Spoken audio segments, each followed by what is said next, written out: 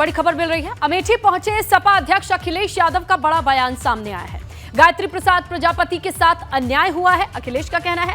Court पर भरोसा है और जरूर न्याय मिलेगा, ये बात कहते नजर आए अमेठी में अखिलेश यादव। भाजपा पर सपा नेताओं को फंसाने का आरोप लगाया। सपा नेताओं को साजिश के तहत फंसाया जा रहा है, ये भी आरोप लगाया। यूपी में जनता को अच्छी सड़कें मिलनी चाहिए। अखिलेश ने बिना नाम लिए अमेठी के सांसद पर हमला बोला। अमेठी सांसद को नहीं दिख रही महंगाई, ये भी कहते नजर आए। सपा अध्यक्ष अखिलेश यादव अमेठी दौरे पर थे। उन्होंने साफ तौर पे कहा कि सपा के नेताओं को साजिश के तहत फंसाने की कोशिश की जा रही है। इस उत्तर प्रदेश में ऐसा मुख्यमंत्री नहीं आया होगा जिसने अपने मुकदमे वापस लिए हों। मैं तो कहूँगा कि मुख्यमंत्री जी हर डिस्ट्रिक्ट का माफिया घोषित करें कि माफिया कौन है ये बताइए। आप अमेठी के रहने वाले हो, आप सूची निकलवाइए टॉप 10 में कौन कौन आता है। वही बीजेपी की एमपी जो सिलेंडर लेकर के चलती थी, सिलेंडर वाली एमपी, आज बताओ सिलेंडर की कीमत क्या है। त्योहार आ गया, त्योहार पे इन्होंने वादा किया था कि सिलेंडर फ्री बांटेंगे। पिछली होली चली गई, ये होली भी जा रही है, अभी गरीब को सिलेंडर नहीं मिला। और जब त्योहार आया तो सिलेंडर की कीमत क्या हो गई।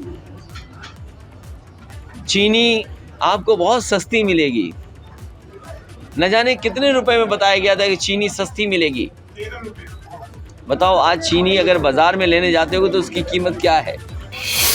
सीधे रुक कर लेते हैं लखनऊ का, जहां सीएम योगी का संबोधन चल रहा है। उनकी बातचीत और संबोधन को सुनते हैं।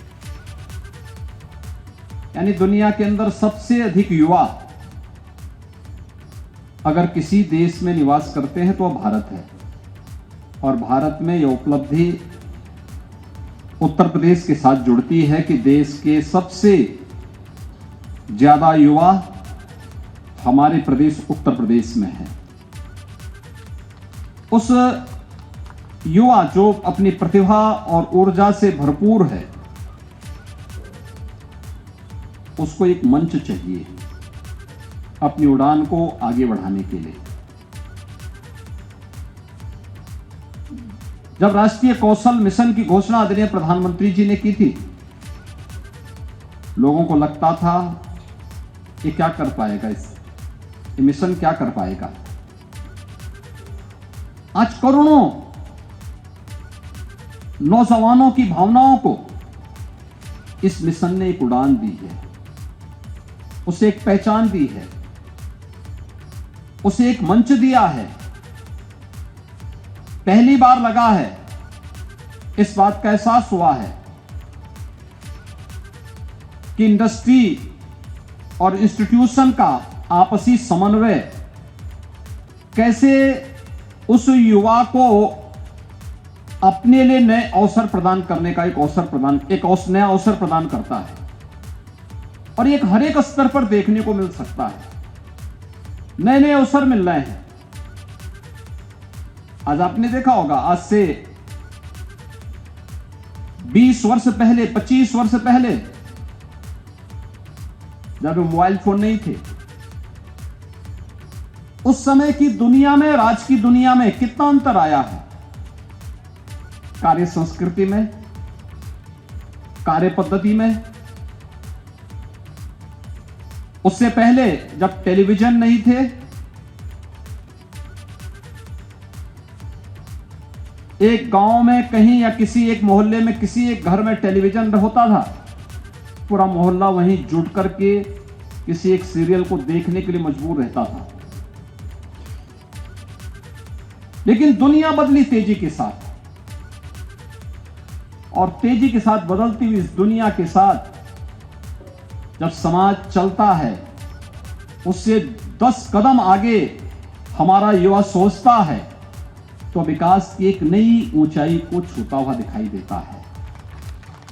पहले टेलीविजन की दुनिया में, बाद में मोबाइल की दुनिया में, और अब तो 5G की सेवाएं जब प्रारंभ हुई हैं, ये लाखों और करोड़ों ऐसे अवसर प्रदान करने जा रही है जो हर एक नौजवान की भावनाओं को, उसको एक नई पहचान देने जा रहा है। उसके लिए ढेर सारे नौकरी और रोजगार के अवसर प्रदान करने जा रहा है। कहते हैं कंप्यूटर जब 1965 में पहली बार इसका डेमोन्स्ट्रेशन हुआ था, एक बहुत युवा 17 वर्ष के युवा ने उसका प्रदर्शन किया था। लोग उस पर बहुत ध्यान भी नहीं दे रहे थे, बहुत गंभीरता से लोगों ने नहीं लिया। 1965 में वो युवा इस बात को कहता है कि ऑर्गेनिक इंटेलिजेंस और आर्टिफिशियल इंटेलिजेंस की उसने उस समय चर्चा की थी। लोग बोलते थे क्या इस सच होगा? आर्टिफिशियल इंटेलिजेंस क्या संभव हो पाएगा? आज वह हकीकत में दिखाई देता है।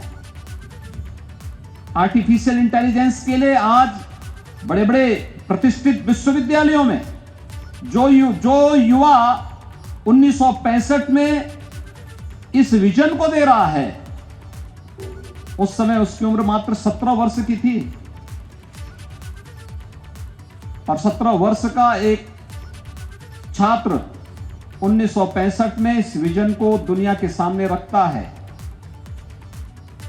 एक ऑर्गेनिक इंटेलिजेंस और आर्टिफिशियल इंटेलिजेंस कैसे दुनिया को बदल करके रख देगी। और आज दुनिया के अंदर आप परिवर्तन देख रहे होंगे। आज विश्वविद्यालयों में, महाविद्यालयों में, तकनीकी संस्थानों में आर्टिफिशियल इंटेलिजेंस को लेकर के नवाचार हो रहे हैं। इनोवेशन के लिए एक नई प्रतिस्पर्धा खड़ी हुई है। दुनिया को बदलने की एक नई व्यवस्था की ओर आगे बढ़ रही है। पूरी दुनिया आगे बढ़ रही है। इंफ्रास्ट्रक्चर के बारे में कोई सोचता था? अच्छी सड़कें बने। सरदेव अटल जी ने भारत को एक विजन दिया, कैसे एक अच्छा इंफ्रास्ट्रक्चर भारत को दुनिया की एक बड़ी ताकत बना सकता है। पूर्व राष्ट्रपति डॉक्टर एपीजे अब्दुल कलाम जी जब इस देश को विजन 2020 देने की बात करते थे, बहुत सारे लोगों को लगता था क्या यह हो पाएगा। उस समय एक लक्ष्य दिया जाता था, क्या हम विजन 2020 के तहत कुछ कर पाएंगे। लेकिन आज आप देख रहे होंगे जो विजन था, उस विजन का थोड़ा भी भाग अगर सामूहिकता के साथ हम सब मिलकर के प्रयास करके आगे बढ़ाते हैं तो उसके परिणाम किस रूप में हम सबके सामने आते हैं। इसके बहुत सारे उदाहरण आपके सामने हैं। लेकिन उससे पहले एक छोटी सी बात। एक बार श्री अरविंद के पास लोगों ने कहा, क्या भारत में इतनी सामर्थ्य है कि भारत अपनी आजाद अब भारत अपने आप को स्वतंत्र कर पाएगा? उन्होंने कहा, भारत में सब कुछ है, भारत में वो सामर्थ्य है, भारत में वो शक्ति है, वो शर्ते पूरा भारत एक बार मिलकर के बोल ले, भारत को स्वतंत्र होने में कोई देर नहीं लगेगी। श्री अरविंद ने आजादी के कई वर्ष पहले यह घोषणा की थी, यानी भारत को स्वतंत्र होने में बाधा है तो एक बात को लेकर के कि एक स्वर में हम नहीं बोल पा रहे हैं, एक स्वर में हम नहीं चल पा रहे हैं, एक साथ मिलकर के हम आगे बढ़ने को तैयार नहीं हैं।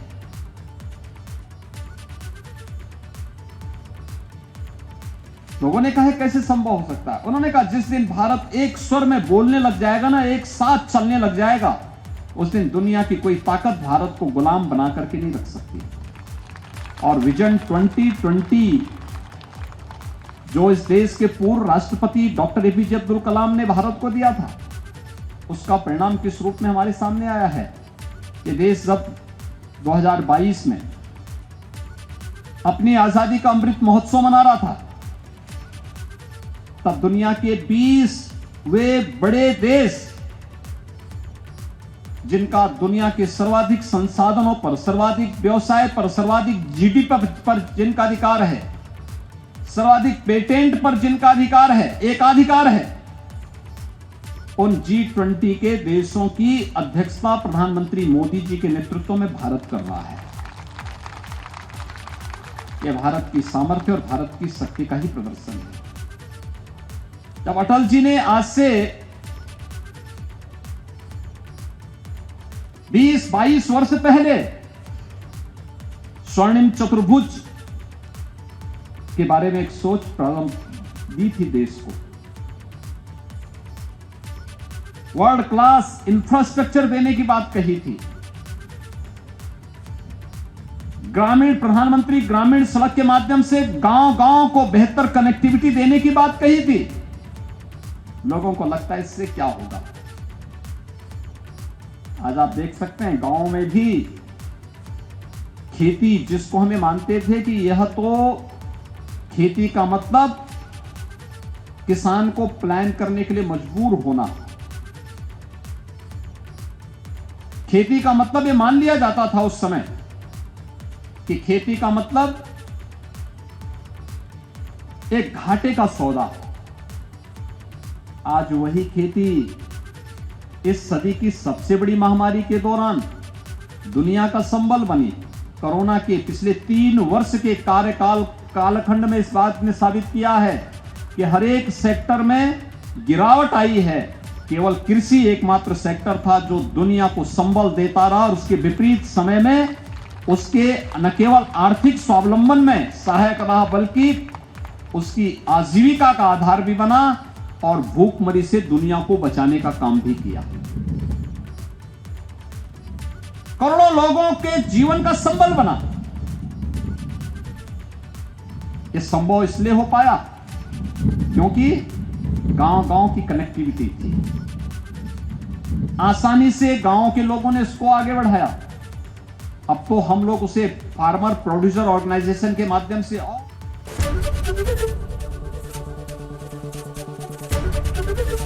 एबीपी गंगा, खबर आपकी, जुबान आपकी।